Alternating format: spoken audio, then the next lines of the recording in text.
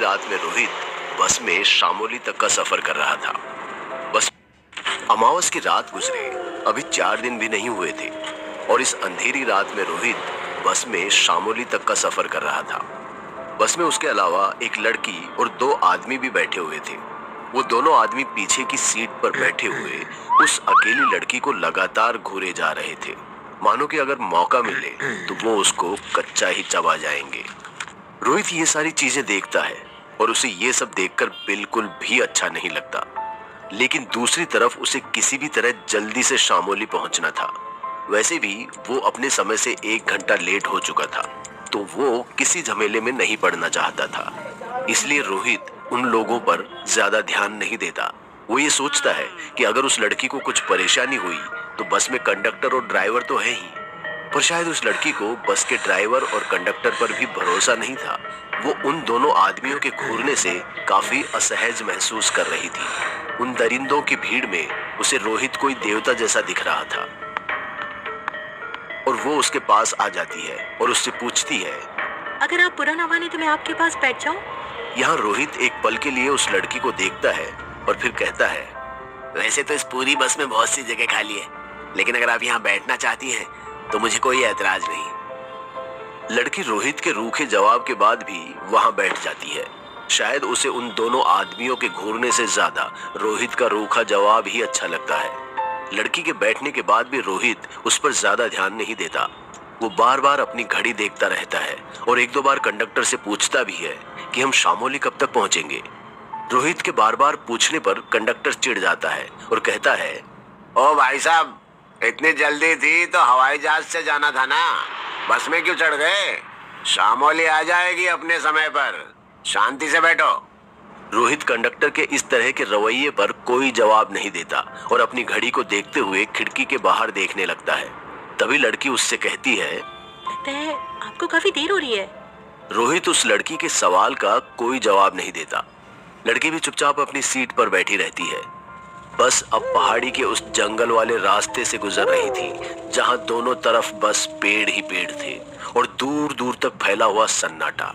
दोनों एक नजर एक दूसरे को देखते हैं और फिर विपरीत दिशा में देखने लगते हैं। हर तरफ फैला हुआ ये सन्नाटा मानो चीख चीख कर किसी अनहोनी के होने की दस्तक दे रहा था। तभी लगभग 10 मिनट की ड्राइव के बाद कंडक्टर कहता है, लो भैया, आ गया आपका शामोली। कंडक्टर की बात सुनते ही रोहित बस से नीचे उतर जाता है। उसके पीछे वो लड़की भी बस से नीचे उतर जाती है और लड़की के पीछे वो दोनों आदमी भी बस से नीचे उतर जाते हैं। रोहित आगे बढ़ने लगता है। उसके पीछे पीछे वो लड़की भी आती है, लेकिन वो दोनों आदमी वहीं रुककर इंतजार करते रहते हैं। शायद उन्हें ये देखना था कि वो लड़की जा कहाँ रही है। वो लड़की रोहित को रोकते हुए कहती है, सुनिए, क्या आप मेरी एक मदद करेंगे? जब तक मेरे घर वाले मुझे लेने नहीं आते तब तक क्या आप यहीं पर मेरे साथ रुकेंगे? वो क्या है ना कि मुझे उन आदमियों से कुछ अच्छी फीलिंग नहीं आ रही है। देखिए मैडम, मैं माफी चाहूंगा अब, क्योंकि मुझे पहले ही बहुत लेट हो चुका है। मैंने अपने दोस्तों से कहा था कि मैं जल्दी ही आ जाऊंगा, लेकिन मुझे काफी देर हो चुकी है। तो आई एम सॉरी। आप अपने घर वालों को जल्दी बुला लीजिए ना। अब मैं चलता हूँ। फिर न जाने रोहित के मन में क्या सोचता है और वो वहां रुक जाता है। लेकिन जब काफी देर के बाद भी कोई नहीं आता और वो दोनों आदमी भी कहीं निकल गए थे, तो फिर रोहित उस लड़की को बाय कहकर निकल जाता है। रोहित लगभग आधी रात में बिल्कुल अकेली सुनसान सड़क से बढ़ते हुए एक गली से होते हुए एक कॉलोनी में पहुंच जाता है। वहां कुछ देर चलने के बाद जब वो एक अपार्टमेंट में घुसने ही वाला था कि उससे पहले वो सोचता है कि क्यों ना पास की दुकान से अपने दोस्त के लिए कुछ लेता जाए। रोहित को मोहल्ले की वो दुकान पता थी जो पूरी रात खुली रहती है। वो वहां जाकर कुछ चॉकलेट्स और कोल्ड ड्रिंक्स लेने लगता है। वहां भी उसे काफी समय लग जाता है क्योंकि रोहित के पास कैश नहीं था और दुकानदार के डिजिटल पेमेंट में कुछ दिक्कत हो रही थी। तभी वहां उसे एक पुलिस की गाड़ी और एम्बुलेंस उसी ओर जाती दिखाई देती है जिस तरफ से रोहित आया था। रोहित बिल पे करने के बाद वापस से अपार्टमेंट की तरफ बढ़ता है। वो दरवाजे पर दस्तक देने ही वाला होता है कि उससे पहले दरवाजा खुल जाता है और उसके सामने वही लड़की होती है जो बस स्टॉप पर उसे मिली थी। अचानक उसे सामने देखकर रोहित कहता है, तुम यहाँ? हाँ, मेरा नाम तनीषा है। मैं रेवती की बड़ी बहन की दोस्त हूँ। तुम भी यहीं आ रहे थे? मुझे पहले पता ही नहीं था। हाँ, मुझे भी कहाँ पता था कि आपको यहाँ आना है, वरना मैं ही आपको अपने साथ ले आता। अच्छा कोई बात नहीं, चलो अंदर आओ। रोहित कमरे के अंदर घुसने ही वाला था कि इससे पहले रेवती कहती है, अरे रोहित क्या बोल रहे हो तुम, अंदर आ जाओ, ठंड लग जाएगी तुम्हें। रेवती की बात सुन रोहित तुरंत अंदर आ जाता है और आकर सोफे पर बैठ जाता है। तनिषा भी रोहित के बगल में बैठ जाती है और उसके बगल वाले सोफे और चेयर पर रेवती और उसकी बड़ी बहन बैठ जाती है। रेवती रोहित के लाए हुए चॉकलेट्स को देखकर खुश हो जाती है और रोहित को थैंक्स कहने लगती है।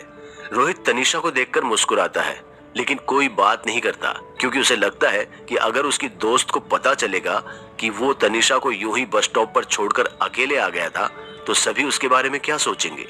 तनिषा भी रोहित के ऐसे बर्ताव के बारे में किसी को कुछ नहीं बताती और वो दोनों आपस में एक दूसरे को देखते रहते हैं और सबके बीच में बात शुरू हो जाती है। सभी एक दूसरे से बातचीत करते रहते हैं, लेकिन तनिषा चुपचाप बैठकर उन सभी की बातें सुनती रहती है और कुछ भी नहीं बोलती। रोहित भी सबके सामने उसे टोकने से हिचकिचाता है कि अगर वो तनिषा से बात करेगा तो न जाने उसके दोस्त और दोस्त की दीदी उसके बारे में क्या सोचेंगे। रोहित इतना ज्यादा सोच लेता है कि वो तनिषा से कुछ कह ही नहीं पाता। लेकिन जैसे ही रेवती और उसकी बहन किसी काम के लिए अंदर जाती है तो रोहित अपने गले को साफ करते हुए तनिषा से पूछता है, फिर कुछ कहता है और वो भी उसका जवाब देती है। लेकिन उनके वापस आते ही फिर वो दोनों शांत हो जाते हैं। ये बातचीत का सिलसिला चलता रहता है और फिर सभी खाना खाकर सोने के लिए चले जाते हैं। रात के लगभग 2 बजने को थे। रेवती और उसकी बहन के पीछे पीछे तनिषा भी अपने कमरे में सोने चली जाती है, लेकिन उससे पहले तनिषा सभी की नजरों से छिपकर उसे एक प्यारा सा हग देती है और रोहित उसमें ऐसा खोता है कि उसकी आंखों में नींद ही नहीं आती। उसके लिए तो नींद मानो उड़ सी गई थी। उसकी आंखों के सामने बार बार तनिषा की वही मुस्कान आ रही थी, जिसके बारे में सोचकर वो मन ही मन गुदगुदाया जा रहा था। रात के तकरीबन 2:30 बज रहे होंगे। रोहित को अभी नींद नहीं आ रही थी। उसका गला सूखने लगता है। वो पानी पीने के लिए अपने कमरे से निकलकर हॉल की तरफ बढ़ता है। कमरे के दरवाजे से लेकर हॉल तक घर की सारी लाइट्स बंद थी, जिसकी वजह से वहां कुछ भी दिखाई नहीं दे रहा था। रोहित अपने मोबाइल की डिस्प्ले लाइट से हॉल तक पहुंचता है और वहां जाकर लाइट्स की स्विच ऑन करता है और जैसे ही पीछे मुड़ता है उसके पीछे तनिषा खड़ी होती है, जिसे देखकर रोहित कांप जाता है। लेकिन जैसे ही वो देखता है कि तनिषा है तो फिर अपने डर पर काबू पाने की कोशिश करता है और ऐसे दिखाता है जैसे कि उसे कुछ हुआ ही नहीं। लेकिन तनिषा का बर्ताव अब बदला बदला सा लग रहा था। वो पहले से काफी शांत लग रही थी। उसके बाल चेहरे से आगे थे। रोहित मुस्कुराते हुए उसके वहां अचानक से आने की बात को इग्नोर करता है और पानी की तरफ बढ़ जाता है। मटके से पानी का गिलास भरता है और गिलास को जैसे ही अपने मुंह की तरफ बढ़ाता है कि एक बार फिर से तनिषा उसके चेहरे के ठीक सामने खड़ी होती है। अचानक यूं तनिषा को इतना करीब देख उसके हाथ से गिलास छूट जाता है और वो पूछता है, क्या हुआ तनिषा, तुम अचानक यहाँ कैसे? तनिषा रोहित की बातों का कोई जवाब नहीं देती। रोहित दोबारा उससे पूछता है, तुम ठीक तो हो ना? ऐसे भूत की तरह क्यों खड़ी हो? रोहित की इस बात पर तनिषा गर्दन को टेढ़ा कर उसकी तरफ देखती है। उसके चेहरे पर बिखरे हुए बाल अचानक से उसकी दोनों तरफ हट जाते हैं और वो रोहित से कहती है, रोहित, तुम्हें वहाँ कोने से किसी की आवाज आ रही है? रोहित उसके सवाल पर सिर हिलाते हुए कहता है, नहीं, मुझे तो कोई आवाज नहीं आ रही है। तुम किस आवाज की बात कर रही हो? रोहित के जवाब को सुन तनिषा का पूरा भाव बदल जाता है। उसका चेहरा ऐसा होने लगता है जैसे वो अगले ही पल रो देगी और वो दोबारा रोहित से कहती है, क्या तुम्हें वहां से किसी की रोने की आवाज नहीं आ रही है? किसी बच्चे की रोने की आवाज? रोहित इस बार भी ना में जवाब देता है। इस बात पर तनिषा जोर से उससे कहती है, कैसे नहीं आ रही तुम्हें आवाज? मेरे कानों में आवाज चारों तरफ से गूंज रही है। वहाँ देखो, एक बच्चा रो रहा है। दूसरे कोने में एक माँ अपने बच्चों की लाश को देखकर रो रही है। मेरे सामने तो देखो, ये कौन है? सफेद साड़ी में ये विधवा कौन है? और ये मेरी तरफ क्यों बढ़ रही है? रोहित तनिषा के इस अजीब सी बातचीत को सुनकर घबरा जाता है और उसे ऐसा लगता है कि कहीं तनिषा को कुछ हो तो नहीं गया। वो तनिषा का हाथ पकड़कर कहता है, तनिषा, तुम ठीक तो हो ना? इस बात पर तनिषा जोर से चिल्लाती है, मत छू मुझे रोहित, मत छू। इतना कहते ही तनिषा एकदम जोर से चीखती है और कहती है, रोहित, उसके हमले से बचो। रोहित ये देखने के लिए जैसे ही पीछे मुड़ता है कि किसके हमले से बचना है, वैसे ही उससे पीछे से ऐसा लगता है कि उसके सामने से अचानक एक इंसान अपने मुंह को खोलते हुए चीख रहा है और उसके हाथ में कुल्हाड़ी है। लेकिन अगले ही पल वो रोहित के बेहद नजदीक आकर अचानक से गायब हो जाता है। रोहित डर के मारे झटके से नीचे गिर जाता है, जैसे कि मानो उसे किसी ने धक्का दे दिया हो, और वो तनिषा के पैरों में गिरा हुआ था। मैंने कहा था ना रोहित, वहां कोई है, इस कोने में भी, उस कोने में भी, तुम्हारे पीछे भी, और यहाँ मेरे अंदर भी। अचानक से तनिषा का पूरा सिर 180 डिग्री तक घूम जाता है और उसका चेहरा पीछे और बाल आगे की ओर आ जाते हैं। ये देखकर रोहित की चीख निकल जाती है और उसकी आंखें बंद हो जाती है। उसकी चीख सुनकर उसके दोस्त और उसकी बड़ी दीदी हॉल में आ जाती हैं और वो देखते हैं कि रोहित बेहोश पड़ा हुआ है। वो रोहित को किसी तरह होश में लाने की कोशिश करते हैं और उसके बाद जब रोहित होश में आता है तो पूछता है, तुम्हारी दीदी की वो दोस्त कहाँ है? उसकी गर्दन टेढ़ी हो गई थी।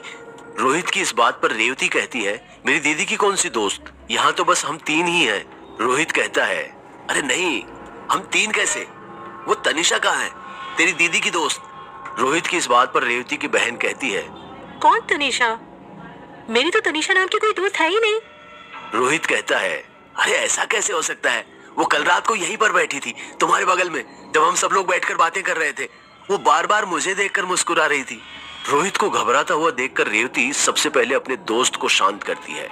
उसके बाद वो उससे कहती है, रोहित यकीन मानो, यहाँ हम तीनों के अलावा और कोई नहीं है। हम तो कल रात को ये सोचकर परेशान हो रहे थे कि आखिर हम दोनों से नजरें हटाकर आखिर तुम किसे देखकर मुस्कुरा रहे थे। मुझे लगा कि शायद तुम ट्रैवल करके थक गए हो, इसीलिए ऐसा कर रहे हो। इस बात पर रोहित कहता है, क्या तुम मुझे पागल समझ रही हो? मैं बता रहा हूँ ना कि कल हम तीनों के अलावा वो लड़की भी यहाँ थी जिसका नाम था तनिषा। वो रात को मेरे साथ बस में आई थी। शामोली के बस स्टैंड पर वो मेरे साथ उतरी भी थी और मुझे रुकने के लिए कहा था ताकि वो उन 2 आदमियों से बच सके। लेकिन जब मैं यहाँ आया तो वो तुम्हारे घर पर थी, पर अब वो कहाँ चली गई? रोहित की इस बात पर रेवती को गुस्सा आ जाता है और वो कहती है, बस रोहित, बहुत हुआ, अब तुम आराम करो, हम कल बात करेंगे।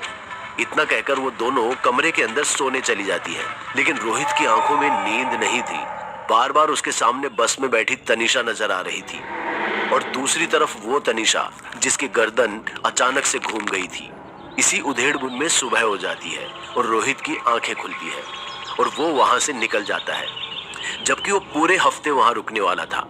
लेकिन जो भी यहाँ इस फ्लैट में कल रात उसके साथ हुआ, उसके बाद वो सुबह ही उस फ्लैट से बिना किसी को बताए वहां से निकल जाता है और वापस जब वो बस स्टॉप पर पहुंचता है तो वहां काफी भीड़ लगी हुई थी। पुलिस की वैन और एम्बुलेंस जो कल रात उसने वहां देखी थी वो भी वहीं खड़ी हुई थी।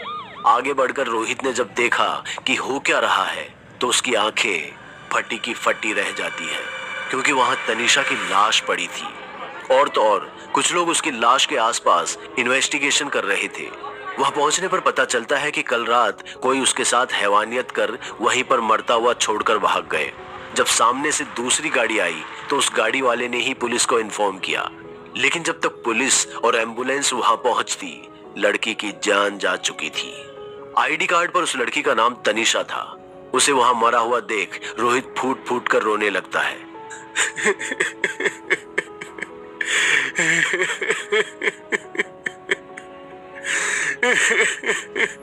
पुलिस को पहले लगता है कि रोहित उसका कोई जानने वाला है, लेकिन जब उन्हें पता चलता है कि रोहित को पता है कि आखिर वो लोग कौन है, तो फिर रोहित की मदद से पुलिस उन हैवानों को पकड़ लेती है और फिर उन्हें उनके अंजाम तक पहुंचाया जाता है। रोहित उस रात के बाद ऐसा बदला कि अब उसे कभी भी कोई लड़की अकेली दिखती है और उसे उसकी मदद की जरूरत होती है तो वो उसका साथ तब तक नहीं छोड़ता जब तक कि वो लड़की सेफ महसूस नहीं करती है। इसके बाद रोहित न सिर्फ ये प्रैक्टिस खुद करता है बल्कि अपने इस प्रैक्टिस की एक कम्युनिटी बना लेता है, जिसके जरिए लड़के अब लड़कियों के लिए रात के अंधेरे में खतरा नहीं है बल्कि एक सहारा बनते हैं और उन्हें सुरक्षित महसूस करवाते हैं।